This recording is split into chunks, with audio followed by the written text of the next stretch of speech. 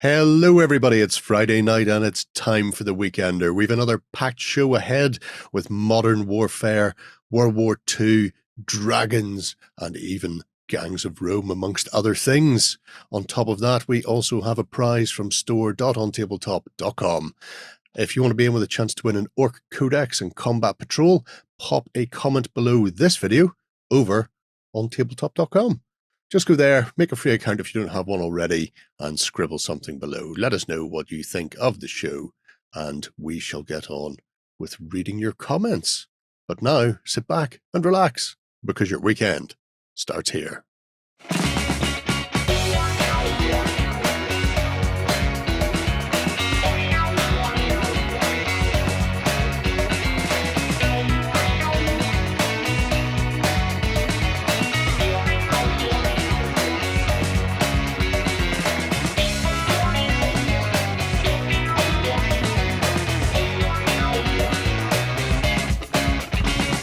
Hello, everybody, and welcome to the Weekender. Joined this week by Justin, Shane, Ben. Hello, guys. Hello. Talk hobby. Oh yeah, Hobby baby. this week. We're going to be focused because we don't have Lloyd to talk about things other than hobby. He cannot be steered. That's why he likes trains so much. It's the only way to keep him on the rails. He is the I like train kid. Or I like trains kid. Oh, very much so. Very much so. So we've a pile of stuff to get through today, as always. But we're going to give you a PSA, so to speak, because we're going to be sodding off at the end of May to Expo.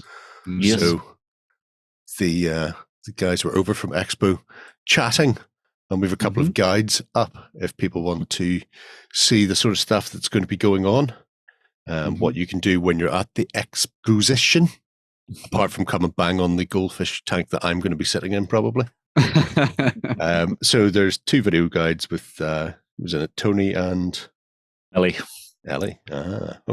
One for gamers and one for family. So if you're interested in the tournament play and that sort of thing, obviously the Gamers Guide tells you a whole host of stuff that's going on there. Or if you want to find out what sort of stuff you could get up to if you decide to bring the family along with, because there is an absolute mountain of stuff to do at the expo. Especially if you've got a family, you don't have to go there and just spend money, although that's mostly what people do. But you can drop down into a seat, play some. There's kids RPGs, there's kids play areas, there's hosts of things. So tickets are currently available for that. And if you come over, you can have a nosy at the Expo site and see what's on, what you can do, where you can do it. Also, if you're interested in some of the live events, time is running out. I say that. Get in there for those. Yeah, I say that in the knowledge that it's still 9 weeks away or whatever it is. Not even that much. So it's closer than that now. It's about 5 away. 5 weeks away. 6 weeks. They will blow through in no time. So if you want to see some of the weird and wacky things that the expo have to offer, then definitely worth grabbing the tickets sooner rather than later. And like I say, you can hear all about exactly what's going on at the exposition. We're probably doing stuff as well. Probably. We'll have our usual happenings, so live streaming, live blogging, running around like headless chickens trying to capture everything from the show. Yeah, we've got loads of interviews with different companies and individuals. I know we've got Luke Gygax back again, doing not one, but two interviews on stage alongside Ian Livingstone as well, which would be pretty awesome. Chats with people like Catalyst Game Labs and all that kind of stuff. So if you're into your battle tech, you've got some fun things coming up on that front. If you're a bit more of a Pathfinder RPG fan, Paizo also going to be on the stage as well, doing their sort of like big State of the Union thing, which would be pretty cool. Wonder if they'll come back after they've talked to me. I give them a list. I'm not going to say a list of demands, but they're going, what would you guys like to talk about? I've gone, I'll tell you what I want to talk strongly about. worded suggestions. Yeah. Bring me somebody who can talk to us about the Orc. Bring me somebody who can talk to us about Pathfinder. Bring me these people, and I will talk at them at length. But yes, lots of fun things to dive into. And as we were saying there as well, and Tony says in the video for the Family Guide, it's one of those shows that you come to and you can just get absorbed by it. It's as much as it is about buying new things and having fun with toys, a lot of it is about just sitting down and just playing games and having fun, and maybe introducing people to games if they've never done it before. So like maybe talk to your friends and be like, hey, do you want to come on the Saturday or whatever? Come on the Sunday. And obviously, even if you only buy tickets for one of the days, you could then just come back if you really enjoyed it and buy tickets on the day and keep coming back over the course of the weekend as well. So yeah, make a big event of it and have some fun, because it really is the best. I'd say the best tabletop gaming convention I've ever been to. So yeah. Well, the interesting one, whenever I was talking to Tony and Millie, they now apparently have more traders than Gen Con. Yeah, there you go. So technically, in one way, bigger than Gen Con. Screw you, Gen Con. I mean, no, please, we want to come again. I don't know. Gen Con is too spread out compared to Expo. Everything's nice and self-contained at Expo, so you feel you can get around it a lot easier.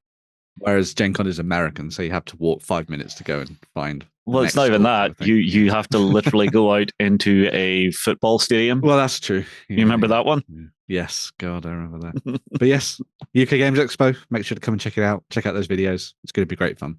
Fantastic. Yeah, great fun for you guys. Stressful for us. Poor Ben. Yeah, stressful but fun. Yeah. Poor Ben's had to use Just for Men these days. He's actually grayer than I am.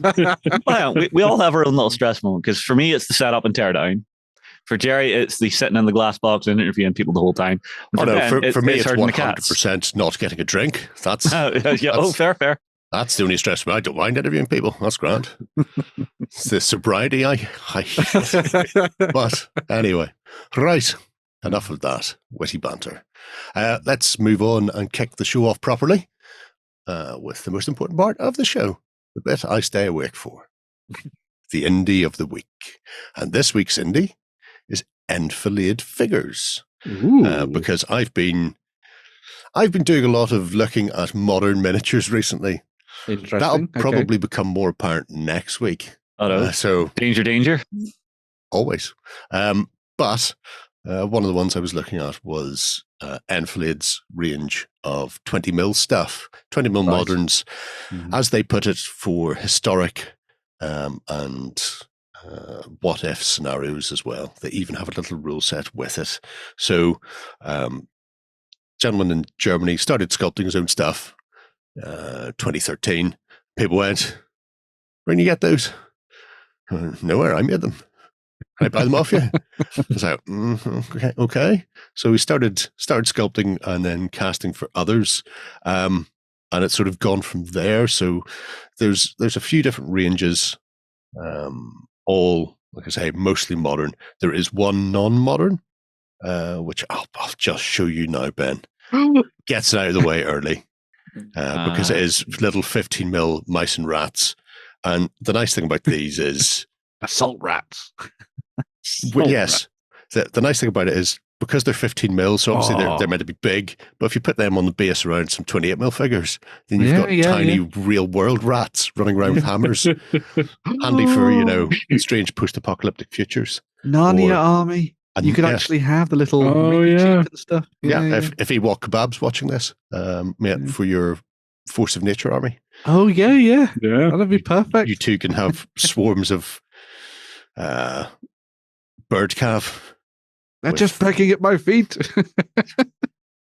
Getting jabbed in the ankles. Yeah.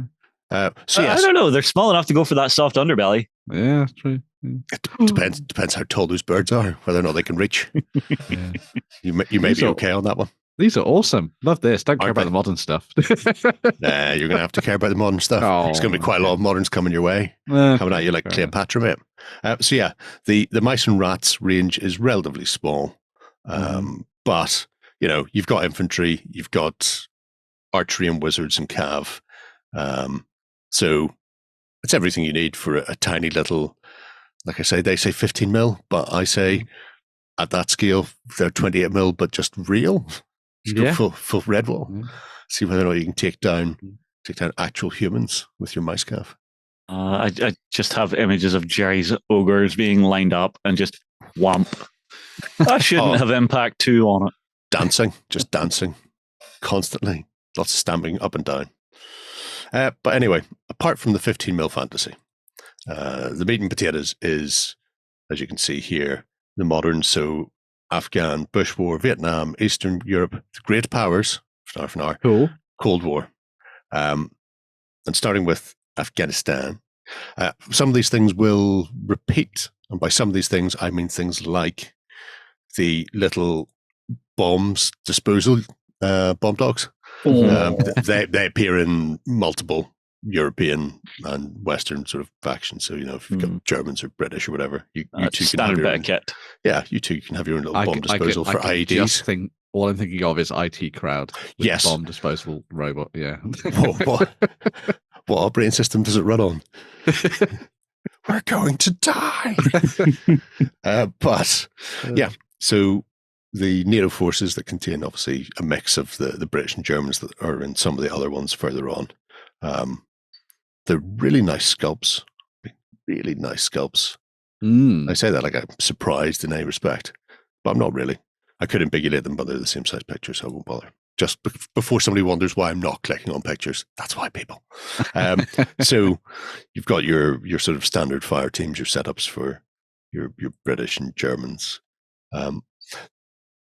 All 20 mil. So obviously there are other ranges out there like White Dragon.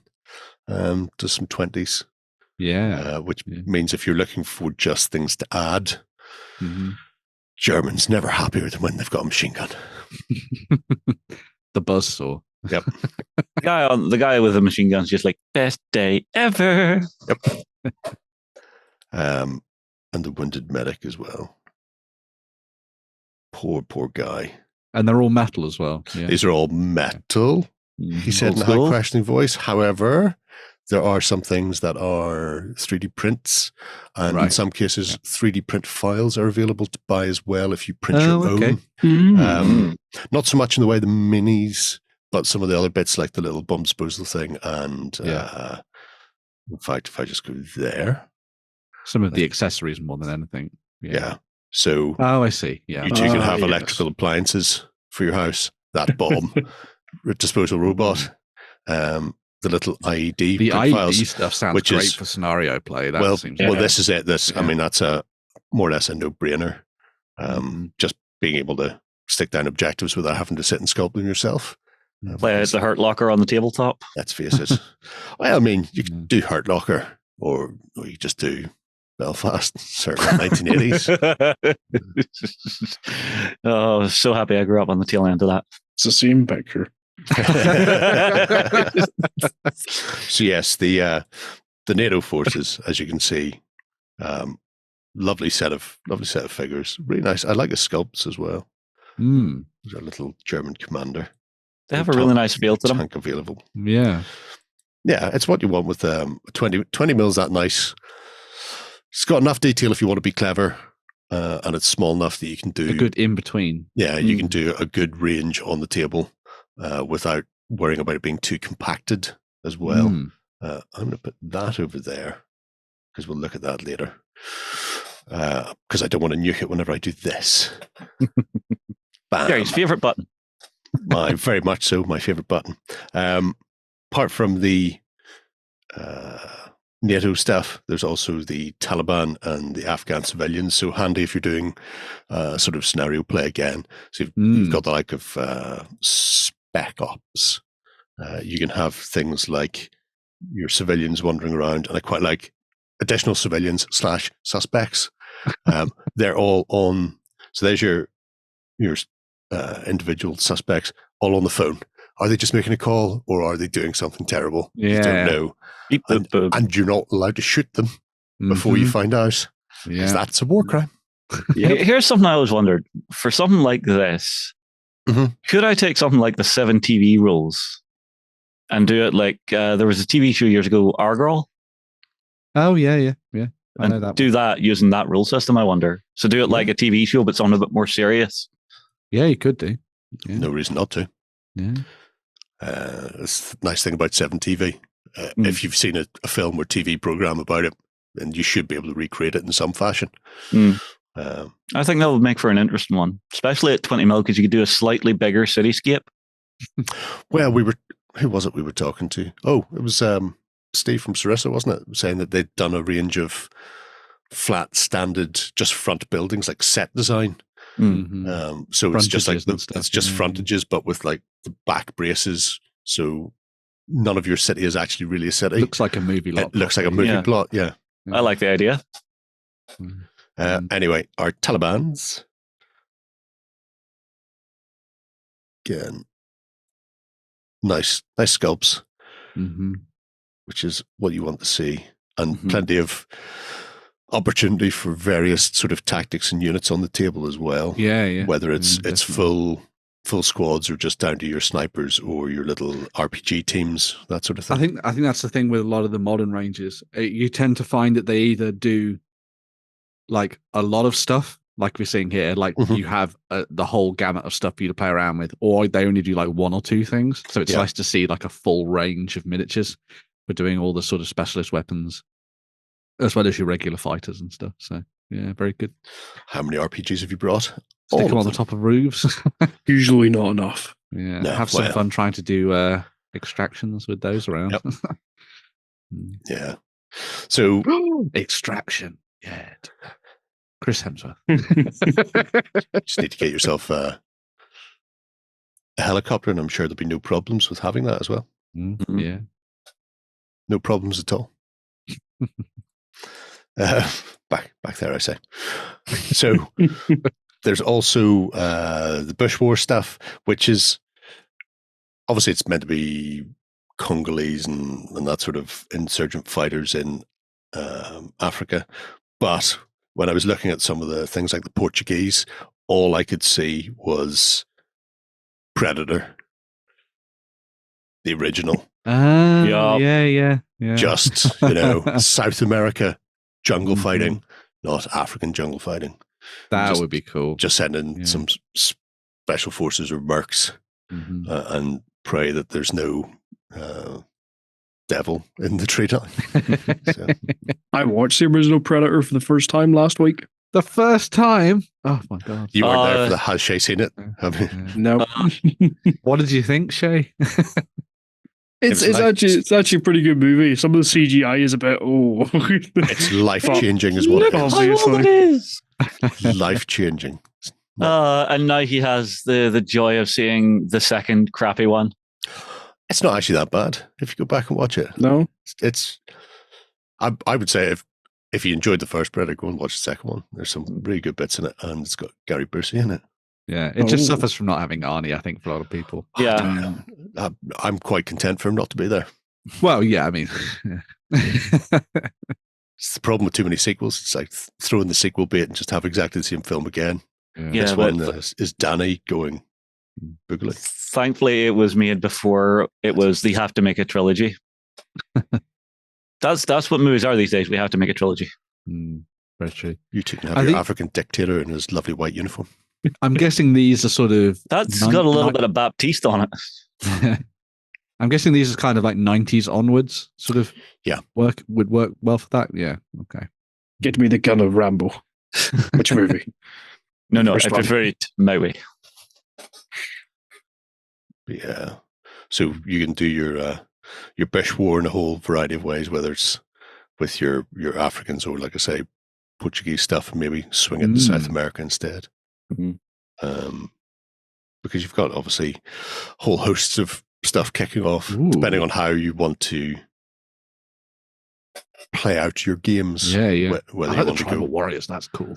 Because you can go very pulp, or you can go very historically accurate. Depending. Yeah. Especially the likes of these mixed with the what you call them, apocalyptic warriors that they've just brought out. So post these guys here. Oh, those are nice. They're cool. You have those rocking alongside your African tribal warriors, and just go very like 100% pulp, like welcome to Frogtown, right out there pulp. Yeah. Because that's always good, clean family fun, I feel. What was the one I watched recently that was kind of similar to that? Class of 98. Oh, I don't know that one. It's Disney Plus. It's actually pretty interesting. Okay. Although the jumping back and forth in the timeline is a little confusing at times. Well, it jumps to near future, present day, and the past. Don't watch Dark then. Is what I'll say. They'll leave that. Is that Vietnam miniatures I see, Jerry? It is 20 mil Vietnam. Oh. So, would you like me some Vietnam? Think of the big jungles you could fight in with these. Yes. Please tell me there's a figure of Elvis. Why would there be a figure? Or sorry, am I thinking the wrong war? Very much the wrong war. Sorry. I always get those two mixed up. World War II and Vietnam. Sorry, words. No, didn't Elvis Presley go to war? I'm getting confused. Never mind. I'm stupid.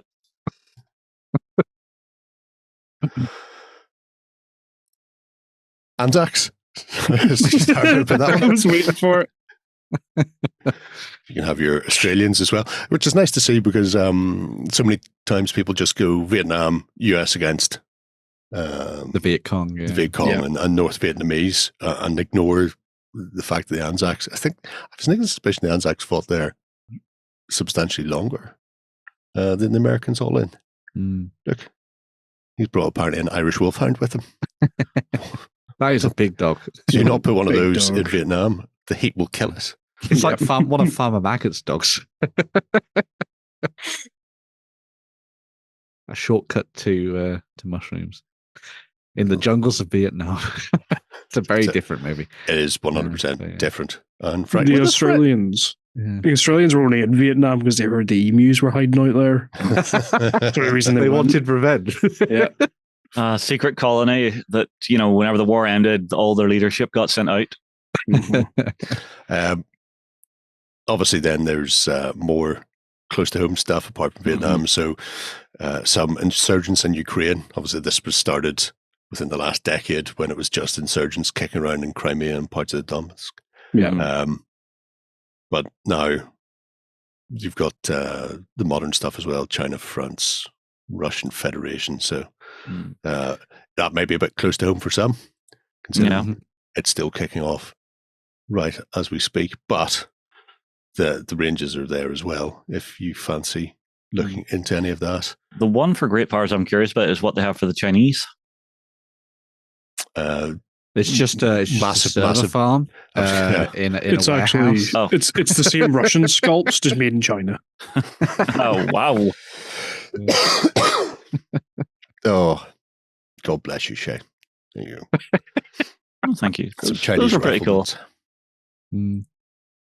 Well, it's nice to have a good mix of the modern stuff because, as you say, you seem to only find it focusing in on sort of conflicts in the Middle East. Really, you don't necessarily see it expand out beyond. Apart from the likes of Spectre miniatures, who do pretty much everything, don't they? But it's good to see it in the 20 mil as well. I think that's really nice. It's a good scale for not only the gaming side of things, but also because I think they'll create quite interesting tabletops because you get to be a bit more expansive. You're not sort of focused in on maybe one city block or something. You can go a little bit bigger, play around with larger tabletops and stuff. I think it'd be quite cool. But yeah, very nice. Yeah. Let's have a quick look at the push to POC. Because it's huge at the minute with the Fallout series, which I'm sad I missed the discussion on last week. Don't worry, Lloyd will be back next week. We'll talk about it. It'll return, I'm sure. Yeah. I've watched it all now, so. So have I. Somebody told me Agent Cooper was in it. I'm going, I'd turn up. I might watch it because he's in it. But post-apocalyptic writers. Nice. Hello, Ben, the last scene with the dad. Oof. Yes. Spoilers. Hey, I said nothing. Shocking. Absolutely shocking. So yes, little post-apocalyptic if you fancy going that way. Like I say, you can go a bit pulp if you so desire. There's also a rule set called Code Red. This is a free beta version now. The website's been given a tweak recently. Right. And the link to the download page is gone. So we'll drop the link directly to this into the show notes below if you're interested. Because it is a full... It's 105 pages, like I say. It's it's still a beta version, but it means you can play out your modern game if you don't have a rule set already. If you're interested in playing sort of hypothetical or historical D10 system with the command and control, working off sort of 8 to 10 man squad sizes. That's cool. So it's sort of your standard fare if you're familiar with 40k and the like. But fancy trying something a bit different, then you're going to be playing around with similar sized forces on the table. So comprehensive rule set that he's been working on, like I say, for a while now. Is it specifically for 20 mil, as in it's like made for that, or if you had some 15 or 28, would that work, or is it 10 to 20 mil? You can pretty much run it as is. Right. It suggests increasing the range bands for 28 mil just to keep things a bit more relevant. But yeah, it's like most rule sets. You can pretty much go with it in any way, shape, or form. So, but obviously designed for the range, which is good. Yeah, so, I like it. Here's a little one-off €5 donation button if people get the rules and go, yeah, actually I like this, because the rules are free, you don't have to buy it. But if you want to pay me for the time and effort I've chucked in, like I say, it's 105 pages. I couldn't be arsed with 105 pages if somebody was paying me. So clearly there's a bit of labor love in here to not just put out a rule set that this comprehensive so far, but also then to go, you can have it. You tear in there, folks, and give it a go. So you can see it's got everything you need in there to run your modern games. Importantly, when it comes to rules, examples and diagrams. I love examples and diagrams. It makes things so much easier to understand. So Code Red seems like an interesting sort of larger scale game to play with moderns, because the reason I started looking for moderns is for a much smaller skirmish game with a smaller amount of figures by a considerable way. So the fact that I could potentially grab this, by potentially I mean it's already downloaded on my PC, but have a look at it and then see whether or not I fancy trying some larger games and a bit more of an interesting concept for tabletop things. Possibly means I might have to go back and rewatch Generation Kill. Ooh, good shout. And then get some of the Taliban and US stuff and just get in there and stay a bit frosty. But Enfilade miniatures. Fascinating little range. Like it. And also has mice mounted on birds. So what's more? What's more to like? Why not, indeed? Right. Let's take a quick swish and come back with some news. Coming to you from the center of Northwestern Europe. Covering board games, war games, card games, and all that you love. It's the news. All right, we have a ton of news. So much news that we need to get started. And start we will with offensive miniatures for Shay. Yes. Specifically for Shay, these are for you, mate. Very much for you, Shay, yeah. So offensive miniatures. I did share this in Discord earlier in the week. Well, I think it was last week, and Shay was like, "Oh God, It's easy to buy for him. It's easy to buy. Trouser rubbing time. Yeah. Mm-hmm. So this is their new range of World War II miniatures, fitting into their Russian-Soviet sort of avenue, as it were. There's a whole bunch of new stuff for you to dive into and pick up on the infantry side of things. So you get the new command set, as you can see there, which is absolutely fantastic. And then they've also got 2 sets of infantry, which you can snap up as well. One of the things that's quite nice about the stuff from offensive miniatures, and it's something that's come up in the comments and stuff like that, is that they have slightly more of that kind of true proportions to them compared to the slightly more heroic stuff that you might get from the likes of like Warlord games and stuff with bolt action. A little bit taller, but a little bit finer. Yeah. So it's a nice sort of direction to go when it comes to the sculpting and stuff and the detail that they've worked into their sets. The Rifleman packs come with like 2 sets of 10 miniatures. And then obviously you got the command set as well. When it comes to sort of your special equipment, you've got a couple of different options there too. So you've got the HMG team. There's also the 18mm mortar team, as you can see. And there's also a Russian 45mm anti-tank gun and the associated crew as well. So if you're into building up a Soviet force for use in World War II, and you wanted to go down a different direction when it comes to your suppliers or who you want to pick up your miniatures from, I would definitely recommend coming and checking out the stuff from Offensive. If you've not looked at their range before, they have some stunning miniatures crossing all of the big players from World War II. So if you like your German stuff in particular, German's great. Very, very nice. They're North Africa stuff, but both Commonwealth and German is absolutely gorgeous. Yeah. I like these because it really shows the chain of command in Russia. Somebody's being told what to do via the radio. Then somebody else is bellowing those orders out via a big piece of cardboard rolled up. It's in a nutshell. Should be glad they're not waving flags. It's because the guy on the radio is calling in artillery, and then everyone else, he's yelling them to keep running forward. Don't worry about the artillery. No, he's yelling to that Maxim crew going, they're turning back. Yeah, probably. Pretty much motivate them. All of that is going to go, Yeah. Well, they all knew the risks. They didn't have to sign up. Yeah. Well.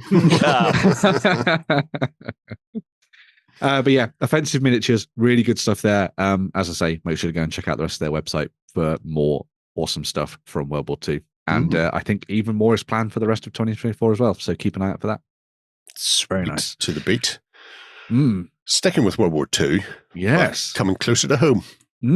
Very much close to home with the Home Guard. A little bit of Dad's Army stuff and beyond as well. And also great for What If gaming at the same time. So First Corps do some fantastic miniatures for a whole range of different periods. And in particular, they've been expanding their Home Guard range recently. Mark Fuller has been sculpting up a storm of miniatures to represent things like Dad's Army and stuff on the tabletop. And also for things like the what if scenarios where the Nazis might have invaded Britain and all that kind of thing. Come and play Sea Lion. Exactly. Yeah. You could also obviously use these for a lot of your sort of interwar period shenanigans, or if you wanted to do a little bit of a civil war perhaps as well, you could use these too. But the most recent additions to the range are the British Shore Party, as you can see here. So they've done a British Shore Party HQ alongside a bunch of infantry armed with both SMGs and rifles, depending on which way you want to go. So if you want to get close quarters, you can do. If you want to take slightly more pot shots from afar on the tops of the cliffs, then you can do that as well. I did really like the HQ with the chap with the saber. I think that's fantastic. Very, very good for if you're doing something a little bit more very British Civil War. I think that definitely fits into that. I like the idea of it from the Home Guard point of view. You know, this guy probably was coming towards the end of his career during the First World War. So he wasn't allowed to play in the Second World War, so he stays at home, but he still got a sword because a proper officer would. Yeah, damn right. Yeah, not like these new modern fangled ones with their ideas and not marching slowly in lockstep towards the enemy. Yeah, but really nice little set. Stuff, yeah, they're very, very characterful. And as I say, their Home Guard range is extensive. We might actually have another look at First Corps again. I think I think we've done them as an indie way back in the day, but it'd be nice to revisit them. I think and have a look at what else they've been doing recently. But yeah, very good stuff. And sheep, they do a great resin flock of sheep. They do, yeah. Lloyd, if you see this, Jerry, your Welsh is showing. Yeah, they do a fantastic set of stuff for train models as well. They do the interior engine decals for steam locomotives and things. So if you want to throw those in, you can do. I mean, somewhere Lloyd's going. Well, but I imagine he was attracted by the comment about painting my sheep for me. Well, I mean, yes, obviously. Yeah. Right off the bat, I'm very much like Jesus in that respect. If you love me, paint my sheep. I think that's the quote from the Bible. Come to me, my flock. Yes. Right. Speaking of people flocking, people have been flocking to Gangs of Rome. They have. Upcoming second edition. Yeah. So Footsore Miniatures and Warhost and the lovely Andy Hobday have been doing a whole bunch of additional new stuff for Gangs of Rome and your ancient war games on the tabletop, especially the skirmishing variety. For those people who are interested in playing out your Roman era skirmishes, but you don't want to do the big battles and things, this is a perfect game for you to dive into and play around with. So this is the launch, effectively the second edition, really, of Gangs of Rome onto the tabletop. And what Footsore have done is that they've put together a really nice little collection, sort of a starter bundle that will get you going in the game. So it comes with the rulebook, as you can see there, which comes with all the bits and pieces you need for learning how to play. There's lots of basic rules, and then they have expanded that with lots of additional things for when you want to take it into campaign games and beyond, and beyond as well, which I think is really good. And what they've done really is they've tightened up a lot of the stuff that people liked about the first edition, but wanted to be a little bit more refined. So they've gone in and they've tweaked a lot of the stuff in terms of the way that characters work and how you build your gangs and things like that. And it should just be a really nice sort of entry point for people who want to try ancient wargaming, but with a little bit of a twist.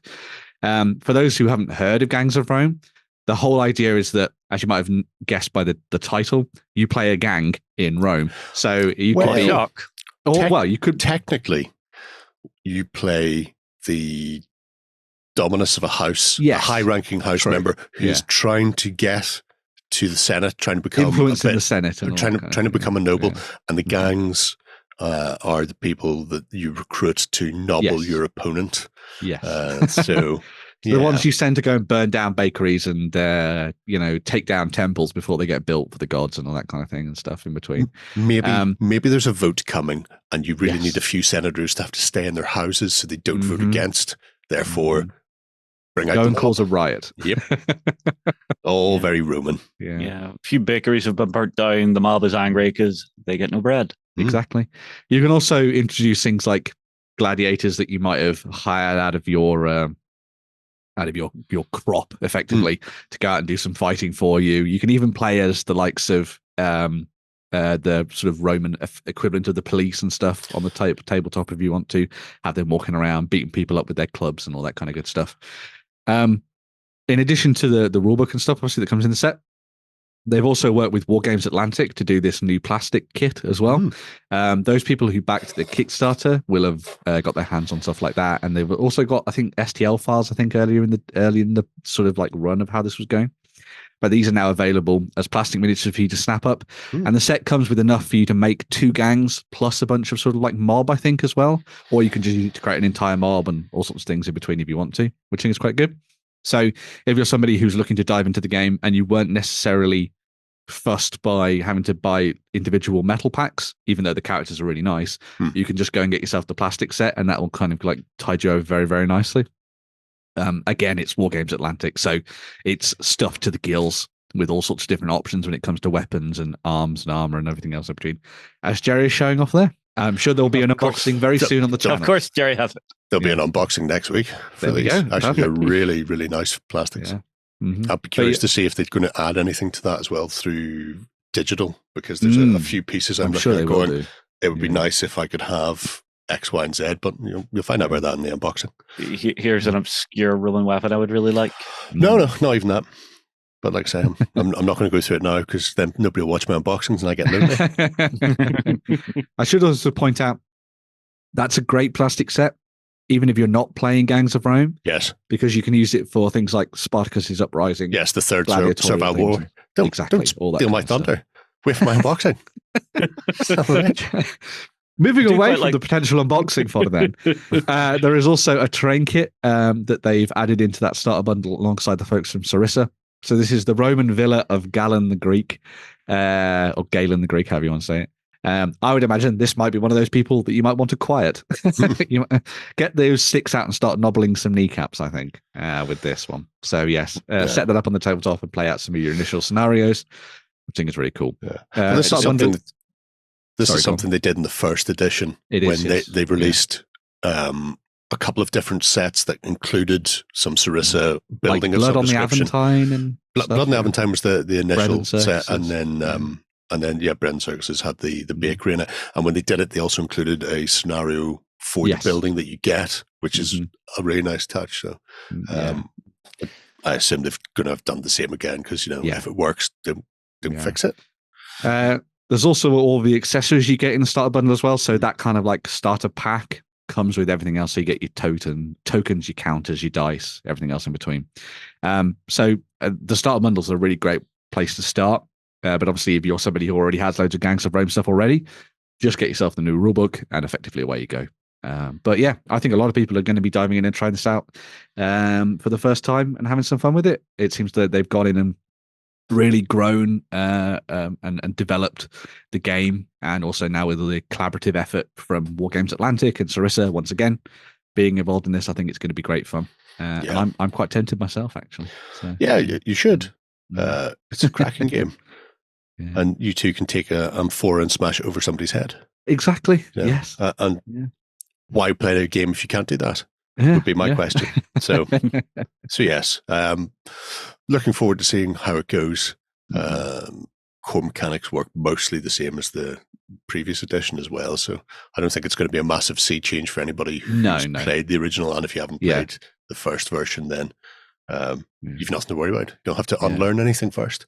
As habits to drop. Yeah, as far as I remember, I think it's just a little bit more of a tweak and a refinement of the game. Yeah, they took away the Eyes of Orcus, so you no longer damage yourself when you roll multiple ones. So I don't know if that's specifically for me. But if it is, thanks for that. They've taken into account your terrible dice rolling. Dice rolling. Yeah. I just want to be able to attack somebody without doing more damage to myself than them for once, just once in my life. But yes, Romans, they go the home. They do, yeah. We are going to take a look now at some upcoming bits for Dystopian Wars, including the massive Sky-Fortress. So yeah, the pre-orders and the releases for May have come up from Warcradle Studios for Dystopian Wars. Leading the way is some stuff for the Alliance and the République of France. Oh God! We have just offended an entire nation. That's fine. Good. So this is the new Vauban Sky Fortress Battle Fleet set that comes with, as you can see there, that excellent new Vauban Sky Fortress. It is another one of their big resin plastic hybrid kits, as you can see there, looking absolutely fabulous with all the little bells and whistles and all the guns you could ever want. It's designed to launch fighters and bombers, and it's kind of like a crown jewel almost of the Republic of France on the tabletop, and as it's a French creation and sort of fitting with the rest of their miniatures they have in their range. It just covered in all that lovely filigree and everything that you can do to the sides of it. So if you like painting all of that detail, you've got all of that to come. Very, very nice indeed. It can also deal a hefty amount of damage as well, as you might have imagined from something as big as this. It has things like heat lances, cluster bombs, thermal cluster bombs, I should say, and rocket batteries out the wazoo. So even if the fighters and the bombers don't do the work, it also has all the extra bits and pieces in there as well, which is nice to see. The rest of the set comes with a whole host of bits and pieces for you to start playing your games as well. So you've got the Chasseur Levant cruisers, the Dipé Levant cruisers, and a whole bunch of extra stuff as well, including some Enfilade artillery submarines. I'm sure I'm saying this right. And the Honneur Levant destroyers as well. So it's a chock-a-block set for those people that want to dive into playing the Republic of France on the tabletop for the Alliance, and you pretty much have everything you need to get started in there, which I think is fantastic. And then a big centerpiece, obviously, just to cap things off and annoy your friends. Is it a skimmer? It's a proper flyer, isn't it? Because it's much hovering quite high above the ground. Okay. Above the sea, but yes. I look forward to seeing Speed Demon painting. Yes. Go on, Elmir. Go on. Knock it out of the park. Yes, I'm fairly sure that is coming our way very, very soon. But yes, as well as that, there is also a sort of re-release of some of the extra stuff for the Empire as well. So you can get yourself the Empire support squadrons to add into your games. This is stuff that's been available in previous sets anyway, but it's now available separately, so that if you missed out on those or whatever, or you just want to add in a few of these extra ships, you can do. There is the DU Immolation Cruisers, if you like your fire. Got some fantastic options there, but it also can be built as a variety of different options as well, depending on what kind of weapons you need for a particular task at hand. So if you like your magnetization or anything in between, you could always try some of that. You also get the Hexi Hoover Zebex and the Jiangxi Fire Base and its various escorts as well, which I think is quite nice. So yes, if you do want a little bit of a floating fortress, we have the option for something on that in that regard as well, which I think is very, very nice. So yes, lots of fun stuff there for Dystopian Wars when it comes to the Alliance and the Empire. And don't forget, Armored Clash is coming later this year. Should be cool. If you're excited by that, make sure to go and check out the live blog from Salute, from a couple of weeks ago, which was fantastic, where we showed off some of the big models coming for that as well. So yeah, very nice. Absolute beasts of models. I mean, that's a nice floating fortress, but I'm still looking forward to seeing Dublin and Belfast coming for the crown. I imagine they'll just look like a couple of Harlan Wolf docks with some planks over the top. Couple of Buckfast balls. Yeah. Oh, break out the bucky on the Lurgan champagne. Exactly. There's just one tiny little figure at the front telling people who can come into work today and not. That's the best way. He's a host pipe band. Right. Rounding out the news, we have a bit of Games Workshop. Yeah. Mm-hmm. So, leading the way, some stuff for Warhammer 40,000, but on a slightly smaller scale. Darktide, that a lot of people have played. Fantastic first-person shooter set in the Warhammer 40,000 universe, is going to be coming to the tabletop as part of a new miniatures game / board game from the folks at Games Workshop. Hopefully, this isn't going to be one of these things that appears in like Target and that's it. No release dates or sort of details as of yet, but we shall see. It uses a simplified set of kill team rules for you to dive into and have some fun with, which I think is a great idea because the kill team rules just seem far too complicated for my mind. But there we go. You'll be able to pick up and play as characters based on the different heroes. I say heroes, the vagrants that get sent into the Underhive and stuff in the game. You've got options for the veteran, the zealot, the Ogryn, and the psyker, all using existing plastic kits from the Games Workshop line. Although it's a bit of a shame that they didn't do some sort of slightly more bespoke stuff for this, but oh well. I mean, for something that's a one-off that might be a bit niche within the wargaming. Yeah, but you could have come up with rules for using them in 40k as well. That could be quite fun as like a little tiny kill team or something. At the same for me, time. I would have liked to have seen sculpts based off of the actual characters from the video game. Yes. As I say, that would have been a good idea. But yeah, we'll see.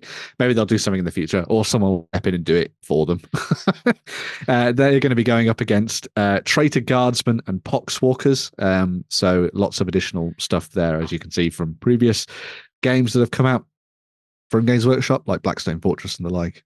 So you've got your sort of gribbly zombies and your corrupted guardsmen that you'll be having to battle against as you dive into the game. As I say, based on the kill team mechanics, where you play through a series of linked scenarios, a little bit like you would do in the video game, I suppose, from mission to mission, and hoping that you survive effectively as you go through, because you have been thrown into the deep end quite a lot with Darktide, and you have to survive all sorts of numerous foes swarming towards you. So I think it'll be fun to see how this one plays.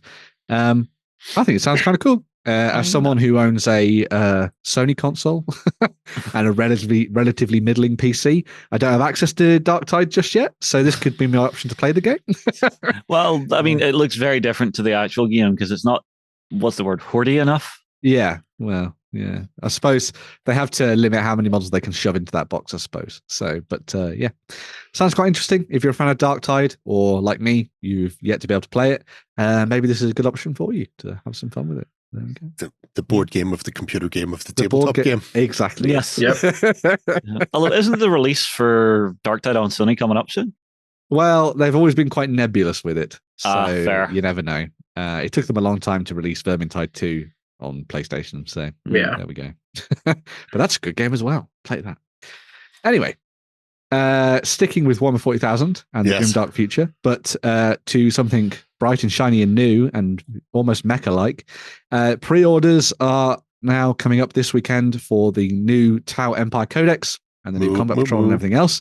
So if you're somebody who missed out on the launch box for these, which contained all the Cruton stuff, you'll be able to get your hands on that. Obviously, leading the way is the new Codex, as you can see there, which comes with all of the updated rules and lore and everything that you'll need to play the game. You've obviously got the limited edition version there on the left, which you can get if you want to, which features that sort of classic artwork from the first iteration of the town in Warhammer 40,000, or you can go for the standard one if you prefer. It's up to you, depending on how much of a fan you are of the town, I suppose, and the greater good. This will also contain new and updated Combat Patrol rules and Crusade rules. Talking of Combat Patrol, there is also a new one of those, which comes with a new badass leader model, a new commander in his lovely Enforcer battle suit, as you can see there, looking very, very cool. Still got the chicken feet. it's once again another. We're going to paint white models and put them on a white background. Enjoy looking at them. Exactly. Yeah. Please don't do that, GW. Please stop. They can't listen to you yet, Jerry, unfortunately. The set also comes with a Breacher team and a set of 10 Pathfinders. And you also get the Devilfish, as you can see at the back, which is absolutely fantastic for the Tau, because it means they can sort of cart them around the battlefield and get them out of trouble as well if things start to go badly.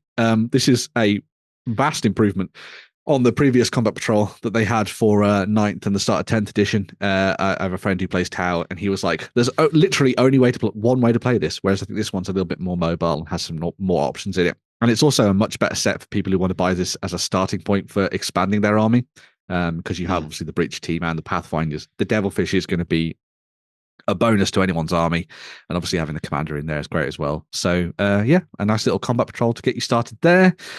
There are also a couple of additional extras and accessories coming your way for the sort of more discerning Tau collector. You can get yourself the datasheet cards.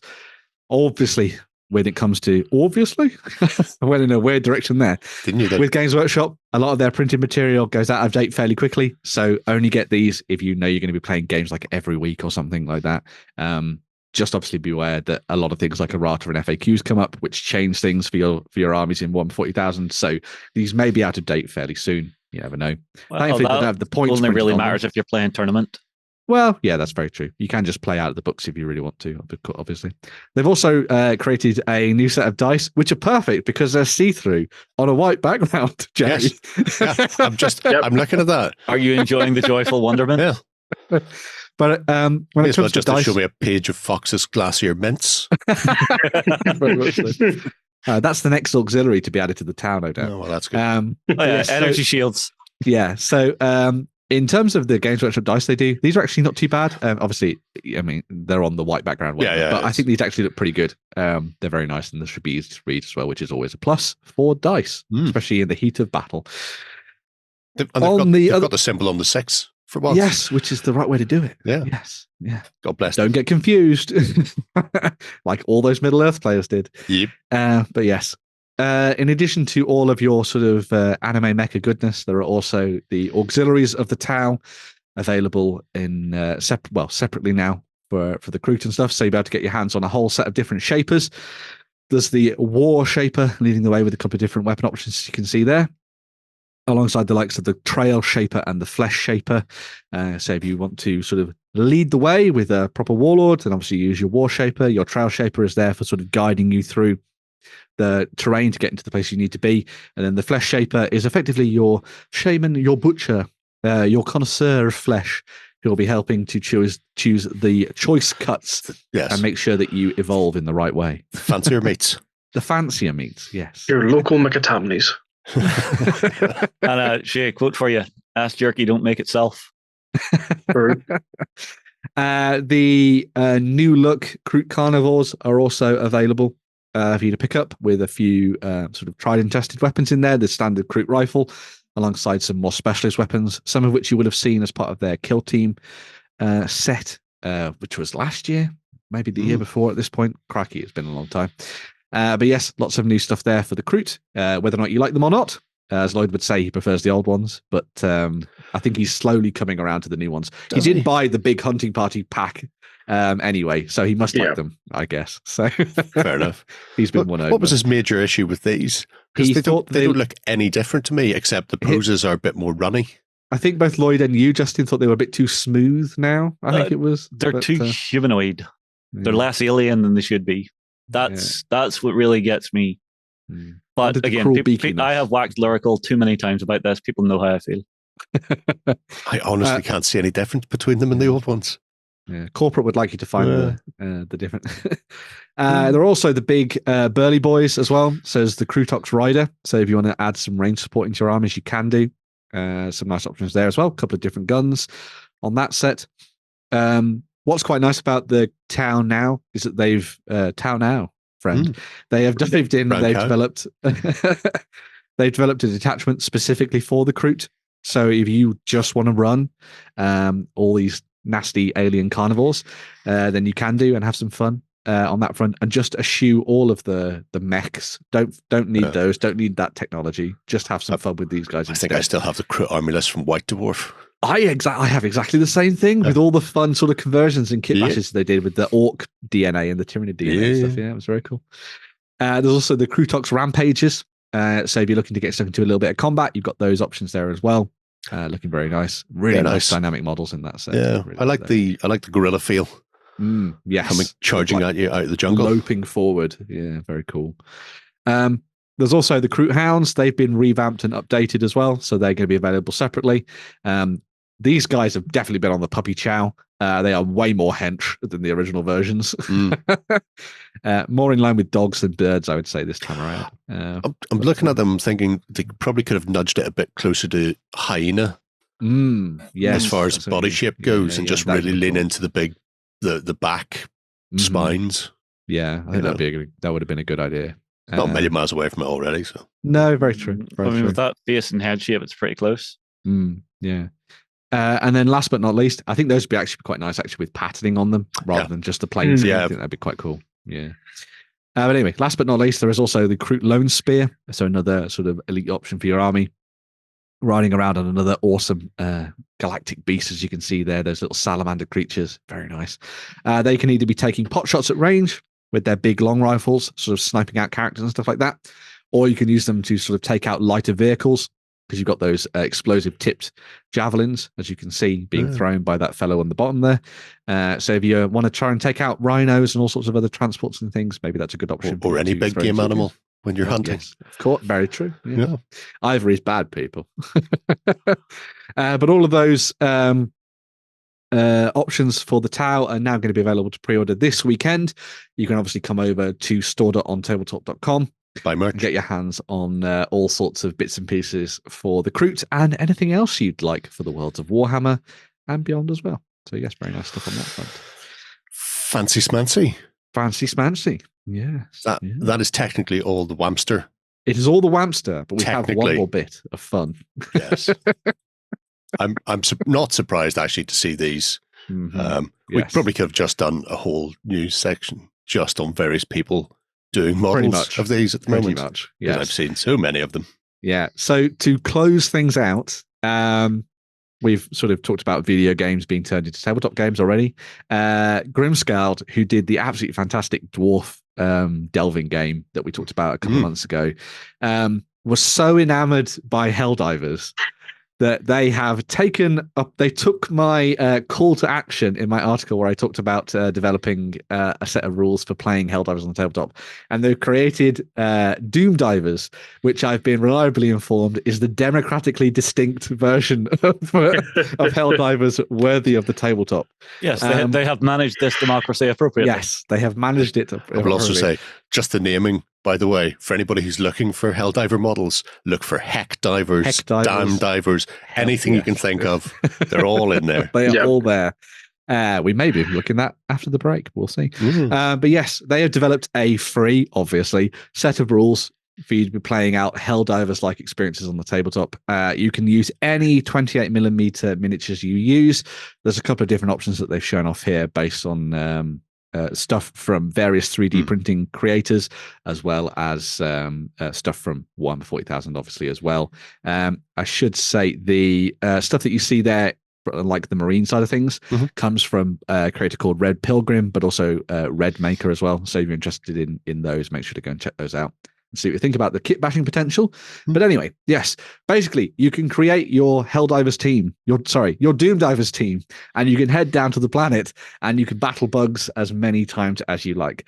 It has some really interesting mechanics involved in that when you dive into it and start playing the game, there's no stats for your soldiers effectively. The way that it works is that all of your statistics are based on the weapons you're using. And you roll based on your fire rate, and the amount of successes you get can then be spread based on your range. So if there are like 7, 8, 10 bugs rushing towards you, you can check their health value, and then you could be like, right, so I've rolled 8 successes on my fire with my fire rate of my rifle. I'll put 2 into this one, 2 into this one, 2 into this one, 3 into this one, 4 into this one, etc. It obviously evokes that kind of feel of Helldivers where when you're under the cosh and you just go, and you spray your rifle out into the nothingness, and you maybe hit like 3 little bugs, and then you just about hurt the charger. It kind of sort of like manages to hit that nicely. It's also, I should say, quite a comprehensive book. Yeah. There's quite a lot of effort that's been put into this one. All the stuff that you'd imagine is going to be in there is in there as well. So airstrikes, bonus equipment, laser strikes, everything you could want when it comes to playing the game is involved in this one, which I think is really, really nice. And it's been made very approachable and stuff. It feels very much like it could be a good convention style game to play. That'd be really, really good fun. The other thing that's really nice about this is that you can play it in different modes. So you can play it by yourself if you want to, obviously. You can play it cooperatively, where the game just controls the bugs, as you can see there. There's some of the stats for those. Or you can actually play it competitively if you want, where one person just controls all the bugs and uses them on the tabletop, which I think is quite nice. So lots of different options in there for you to dive into, have some fun with on that front, as you can see. Free rules. Some fun ideas for you to start doing kit bashing goodness. There's loads of good kits out there, and 3D printable things, of course, as well. So make sure to go and check that out and see what you think. The democratically distinct Doomdivers, free rules there from the folks at Grimskald. Go and have a look and see what you think. I was looking at Harvesters from Wargames Atlantic. They are perfect. They are yes, pretty nailed on for those bug type things.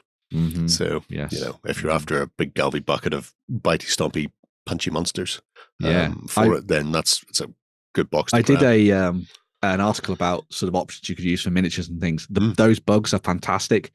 A lot of people would then move towards the sort of colonial troops that they did, that kind of mirrored the Starship Troopers style. The Ura guys, yes. But I actually think the Eisenkern are a really good set of stuff from Dreamforge. I think they're fantastic for it. But yes, those are a good one if you want to kind of mix in that kind of hadn't even thought of the Eisenkern Starship Troopers aesthetic. It's because the Eisenkern are slightly more heavily armored, so they fit the kind of silhouette. Yeah. So if you do some really nice capes on them, away you go. So yeah, that, and they've got a few more options for troops. They do have more options, yeah. No capes. No capes. Right. You get stuck in the drop pod if you're not careful. They do. You get stuck in the door and that's it. Right, that's enough news for today, I feel. We shall be back to round out the show with some 3D printing and Kickstarters.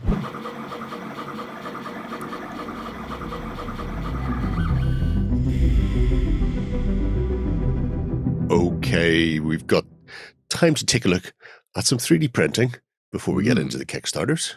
And since you've already chucked us the Helldivers of Doom, Ravenquill, or whatever they were called, only appropriate, really, to take a look at some figures to go with. Yeah. So I'm fairly sure we might have looked at these folks in the past, or if we haven't, we've dabbled in them when it comes to the news and things like that. But this is SkullForge Studios, who a lot of people will know.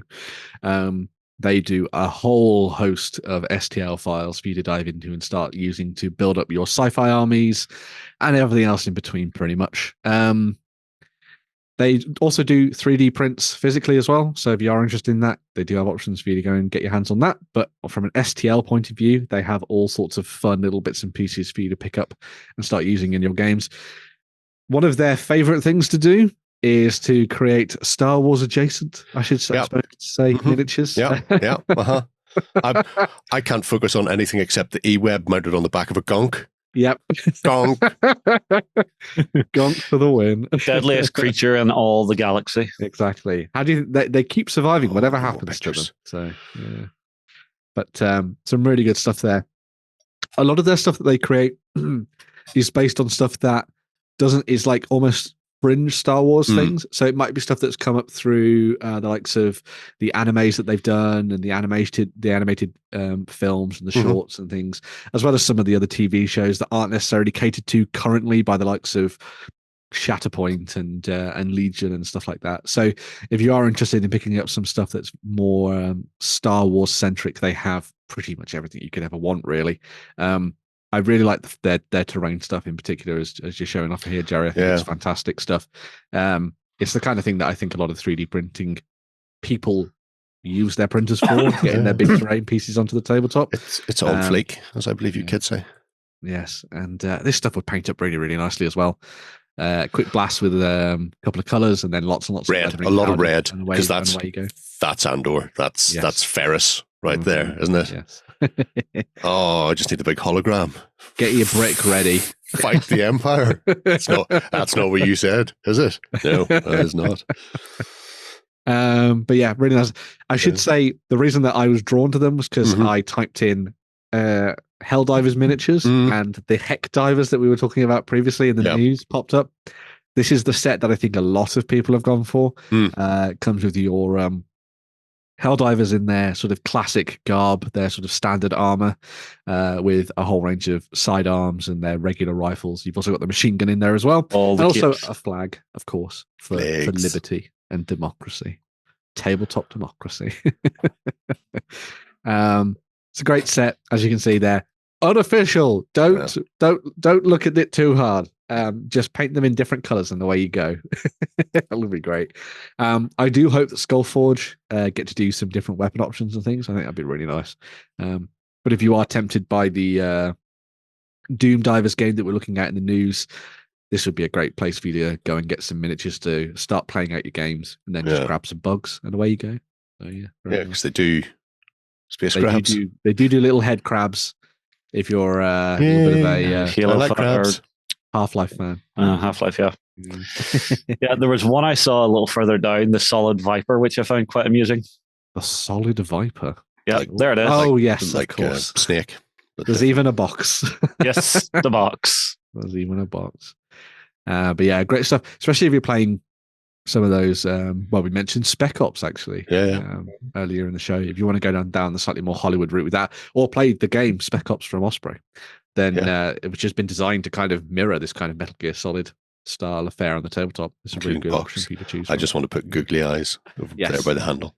Like, you need to put an HMG on top so it can face off against your gonk. Oh yeah, there you go. You get absolutely spanked by a gonk. I was thinking the dog face and then Gromit and the little googly eyes. Yep, that'd be good. From Wrong Trousers. Or you just paint upside down on the side, not for cats. Yes. Gary Shinobi. Oh, sorry, Grey Shinobi. Just Gary Shinobi. I quite like Gary Shinobi. I was hoping that's what it was. I was looking at it going, because obviously they can't just name things. I'm just thinking that'd be great. Gary Shinobi sounds like someone who was part of a meme in the early 90s. Yeah. Like Lightsaber Kid. Yes. Like flaming around. Star Wars Kid. Yeah, Star Wars Kid. Yeah. Poor guy. Like, and Tron Guy and Gary Shinobi. Yes, yeah. Someone get that guy and then just inflate his. What was the old Maya He guy? Yes, Maya He.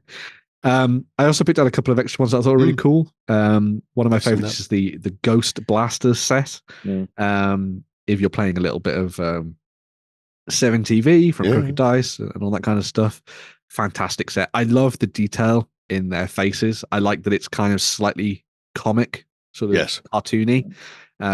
Which sort of takes it in the direction of the actual cartoon, which was very cool. Going all real Ghostbusters on us. Real Ghostbusters, yeah, not Goatbusters. That's a different thing. That's Games Workshop. Beastman joke.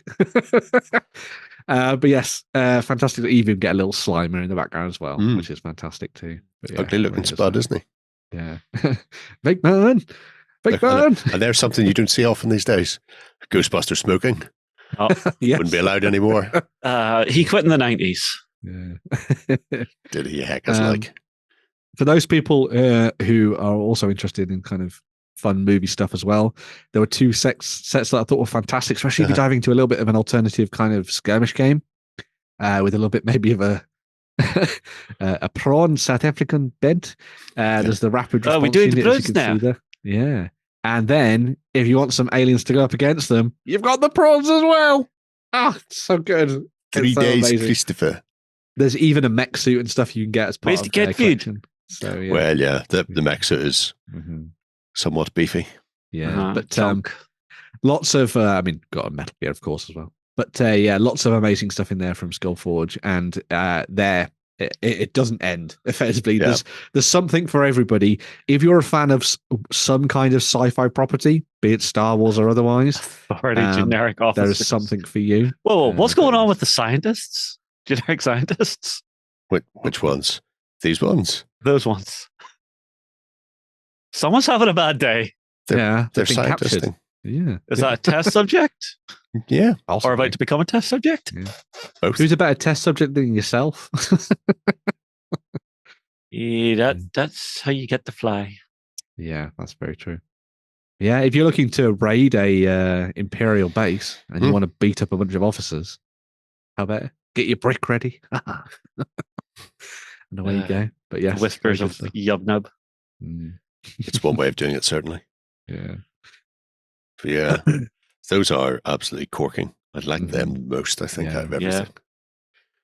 It is really cool. It's one of those creators that has done like a great selection of stuff that a lot of people have been very, very sort of enamored with, and it's been really fun seeing it all come together.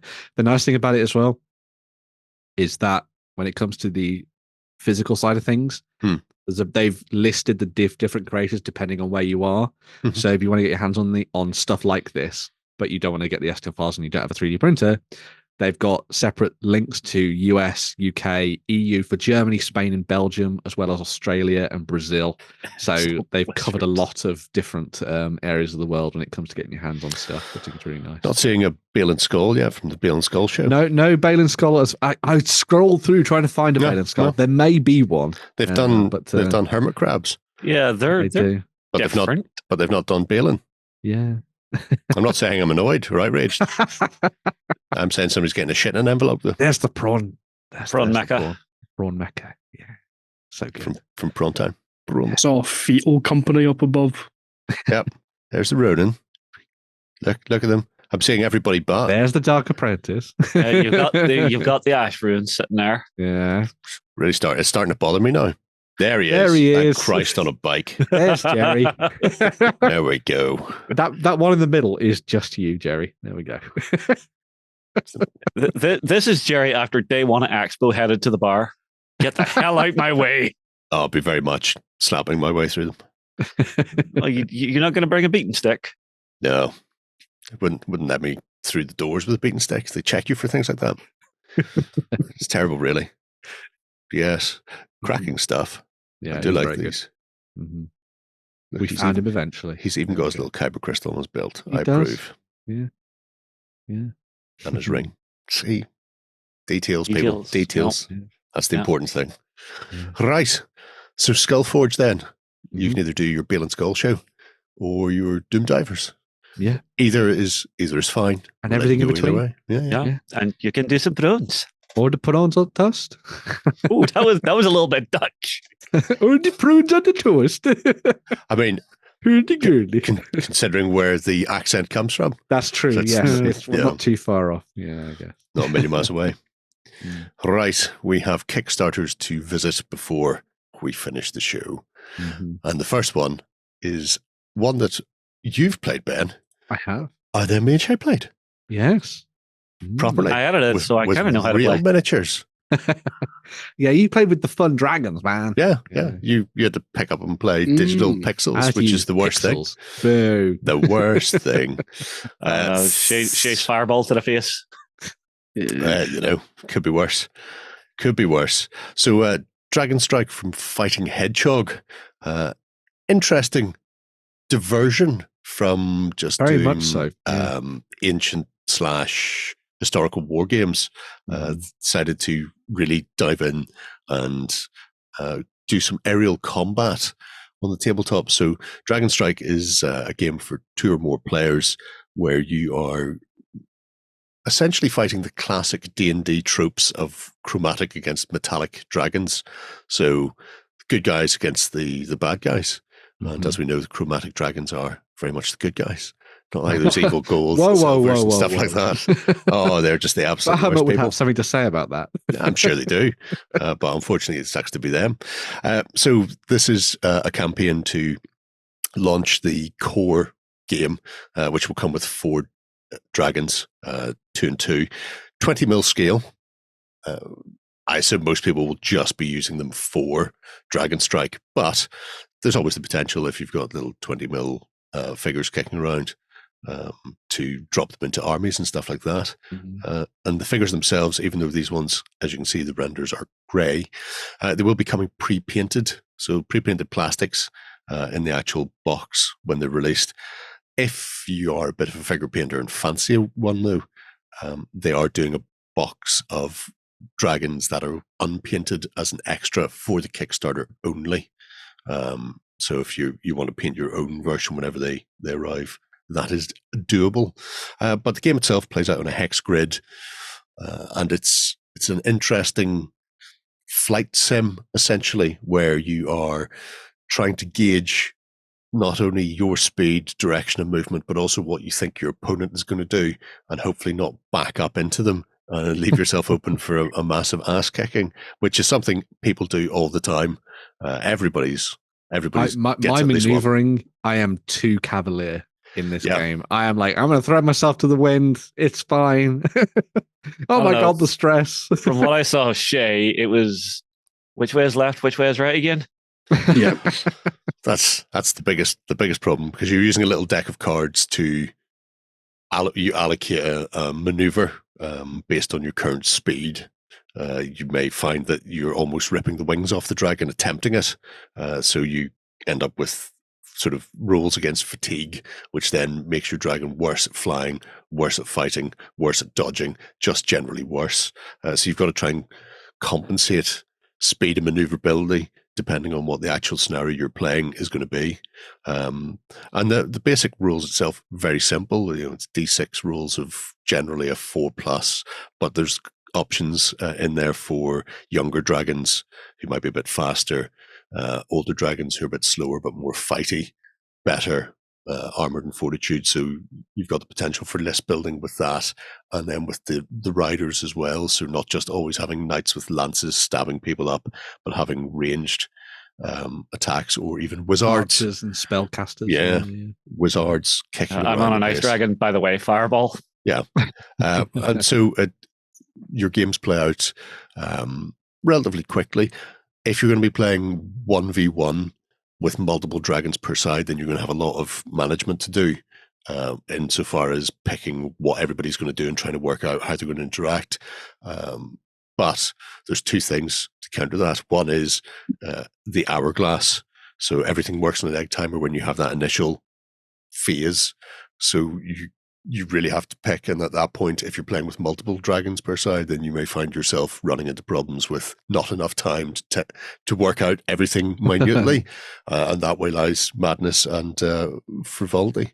The other is, if you're going to be playing with multiple dragons per side, that's one where you bring in more players, which doesn't slow the game up any, because you're still on that hourglass, and more people playing more dragons means that everybody has a quick turnaround for your. You're meant to be my ally as well, but I'm also playing the black dragon. I don't think they have a black dragon yet. Yeah, not yet. They're close to funding at the moment, and then hopefully after that we'll start seeing some of the stretch goals, the likes of the additional dragon types being released. Because other surprises, they've got 4 more dragons planned, I believe. And even if you don't get the actual dragon miniatures, they have 2D hex little tokens that you can use. So you can still play bigger games just using the hexed versions. But yeah, I really enjoy this game. Then I'm also a big fan of Blue Max, which is a dogfighting game from years ago that has a similar system behind it. And the amount of times I've done something horrendous in that, you need to believe, really. It's probably one of the reasons why I actually quite enjoyed it and managed to give Shay a bit of a clipping for once, because I've got 20 years of experience of maneuvering in a similar vein. I don't know, the dice kind of liked you in that one. Yeah, I mean, dice were good as well, but the fact that at no point did I turn away from my opponent and go, I meant to go left instead of right. Now I can't do anything. I'm just going to take one. See, the one that we used to play was Wings of Glory. I almost picked it up at Salute again. Now, there was one that really had you scratching your head sometimes. Yeah. The thing that I thought was really good about DragonStrike, because I think I've played it twice now, I think, was I picked up, I love dragons. I think dragons are fantastic. And I've always wanted to play a game where dragons would done right. And I picked up D&D Attack Wing. Oh dear. Back in sort of what was it, late 2010s or whatever it was. from WizKids. It was based on the rules for the Star Trek game that they did and all sorts of things. Yeah. And it just didn't feel right. It just felt like you were flying starships, but they looked like dragons. There was another one they did for Battlestar Galactica with the vectored movement, and that was an interesting one. And I think it comes down, with DragonStrike, they've really understood the idea of momentum and the shifting of dragons and how that works. And I really love that all of their powers feel really different, and you've got the riders on top of it as well. And that card system's just really good fun. It still takes me a little while to get my head around it, but once I am in, I'm like, yeah, this is great. Oh no, I've flown the wrong way. I'm getting fired up the bum. But there we go. Yeah. No, it's definitely just the core mechanics being so simple means that you can devote a lot of time and effort into working out your strategy. And then you've got that almost X-Wing like bluff mechanic where scenario objective is there. He's there. Is he going to go straight for that?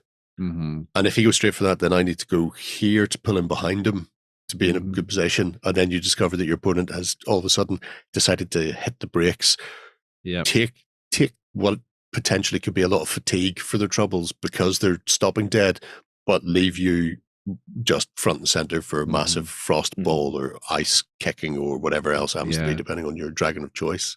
The other thing I noticed was you were fit to play around with forcing your opponent to make horrible decisions when you were dropping fireballs and frost bombs and stuff like that. Oh yeah, the sort of the hazards. Drop. Hazards. Yeah, the things that would linger. Yeah, but just area denial then, or just forcing the avenues of advance into specific corridors, and then you're going, well, you don't have to come in front of me, but if you don't, you're going to get hit by that. So something's going to give you a bit of a showing. It's up to you which one you want. No, great game, really good fun, and nice to see them going in a different direction and creating something so very, very different, as you say, from their normal games, which are great anyway as well. So cracking stuff from Fighting Hedgehog. 29 days left, like I said, almost funded. So jump on over, back that, because I really want my copy. Just like that. Yeah. It's all for Jerry. We've got gameplay videos. Some of them are shown in the Kickstarter page, but you can find them on our YouTube as well. So there's two different ones at different stages of development and stuff as well. But go check it out, see what you think. Yeah, the Jerry and Shay one is the more recent one where they've polished the rules a bit more. Yeah, so go and give it a look and see what you think. Very cool. Right, sticking with flight. I guess in a way. Wings. Yeah. Ergo. Alas, this isn't a Kickstarter filled with dragon miniatures, but it's something equally awesome. So, DakkaDakka.Store back on Kickstarter with another project, this time focused on the Crimson Wings. This is their range of alternative bits and pieces for you to use for creating your blood-drinking, angelic, slightly vampiric, possibly not okay, space knights of the far future in all their grim, dark glory. As is the way with all of their campaigns, they've created a set of bits and pieces and accessories for you to build all of your Crimson Wing soldiers, basically from their collection. So if you just want to use all their bits and accessories, you can do, a little bit like the stuff that Cromlech and Max Mini and things have done in the past. However, because of all the different elements that they've done as part of this for you to 3D print, you can chop and change all sorts of different bits and pieces. So your hands, your weapons, your helmets, your shoulder pads, and everything else in between, and use them alongside the official kits to create unique and interesting armies on the tabletop. Over the last, I'd say, year or so of seeing them do stuff on Kickstarter, they have started to really refine their project, and a lot of their kits are like well tested, well detailed. They're full of interesting bits and pieces for you to play around with. They have done a very good job of making them fit the official stuff. So if you're somebody who's like, I already have a lot of Blood Angels or whatever, the sets that they do are very, very good for kind of just slipping nicely into your collection, and they'll work with all of your Chimaris scaled miniatures on the tabletop. But obviously, as you can see here, there's no reason why you can't just use these to just build up your entire army from scratch using their miniatures and drop them into something like Grim Dark Future or any other sci-fi game that might take your fancy, I suppose. Here's the thing. there's a lot less of like the winged blood drops that you would normally see. So I would say you could probably get away with popping these into some Dark Angels as well. Yeah, you probably could do. Yeah, you could change the colors on these miniatures and take them different directions if you wanted. I think it would be a really good idea. They have a base set of your kind of regular Space Marines, for want of a better word, if you're using your games, but you also get your hands on Destroyers, which are kind of like Terminators, your recon units, and also the Honor Guard as well. So your guys with the wings that we saw in the teaser trailer there as well. So you got lots of different options for those people who want to dive in and have some fun. I think a lot of this stuff is very, very nice and obviously works really nice with Warhammer 40,000 and things. But I think you could do some really good stuff, sort of blending this into something slightly more Horus Heresy era. I think could be quite fun. I think the slightly more Baroque designs and that kind of ancient look to their weaponry and stuff, I think really fits into that kind of golden age of chapters like Legions, I suppose, like the Blood Angels and things back in the day. I think it'd be really nice. So, this is a medic. and you know it's a medic because he's got 999 on his banner. UK medic, though. Yes. In addition to that, they also have a bunch of other bits and pieces. So you can get a series of different characters for your armies as well, alongside vehicles and stuff. Vehicles is one of the things they started doing over the last couple of their campaigns. They've really built on that. So if you want to bring some of your bigger, heavier kits to the tabletop to play around with, you've got those options. And it's a very well-rounded campaign with everything you need for building an army, effectively, from sort of a small-scale skirmish style affair through to a much larger one. And as I say, you can mix and match as much as you like with this. If you are tempted by this, but you're not necessarily like, oh, I want to try out the quality, they do have a free download for you and get your hands on, which is just a little pack of accessories. So you got a head and a shield and some weapons and things like that. So you can go and get your hands on that and start tinkering around with it. Try it on your 3D printer, see if it works for you. Massive big vehicles like that one, fantastic. Like some sort of Blood Angel Cadillac. Big fins at the back. Yes, those are to make it go faster. Yeah, that or it can maybe glide whenever it comes off a cliff. Whee! Oh, yeah, maybe. There you can see there's the little free STL set for you to try out. Very, very nice indeed. As I say, they've been refining their product over the last little while. So over the last year or so, we've seen them doing some great stuff. The quality of their stuff is fantastic. Obviously, it depends on your own 3D printer, of course, but the files themselves have been designed so that they're quick and easy to use and get out into the world. They obviously have a great community as well. So if you're interested in finding out a little bit more about them and what they do and getting some tips with the 3D printing side of things, you can go and explore their various social media channels. I would also say, if you are somebody who has backed the campaign or you're thinking about backing the campaign, we have an article over on Tabletop.com where the folks at DakkaDakka have said that they will offer your pledge effectively for free if you'll get reimbursed and refunded, all except the merchant pledge, obviously. So all you've got to do is go over onto our article, as you can see there, which will be linked down in the show notes below, and just say, I'm a backer, and say how much you love what DakkaDakka do, and you can get yourself your pledge refunded and free, which I think is an awesome little bonus. So yeah, very cool indeed. Stick your backer number in there as well to make my life easier. Very helpful. Yes. Be kind to you, Jerry. Yeah. Somebody has to be. Right. For life, not for Christmas. There are 12 days left for the Crimson Wings, and that one's already funded. So if you fancy going a bit Bangly Primaris, then you can do that like that. Right. That wraps us up for another week. We're away to go and have a brew, contemplate life, and then return on Sunday morning for more of the same over on tabletop.com for the XLBS and our Cult of Games. If you're not already a cultist, you can join us for a 30-day trial, see what it's all about. There's stuff lurking in the backstage that only they get to see. Otherwise, you can join us here again next Friday for more fun with tiny fighting men. Until then, have a great week of gaming. Bye-bye. Go ahead and check out our other content on screen now. And while you're at it, why not hit subscribe and remember to ding our dong. Go on, you know you want to click it. Go on.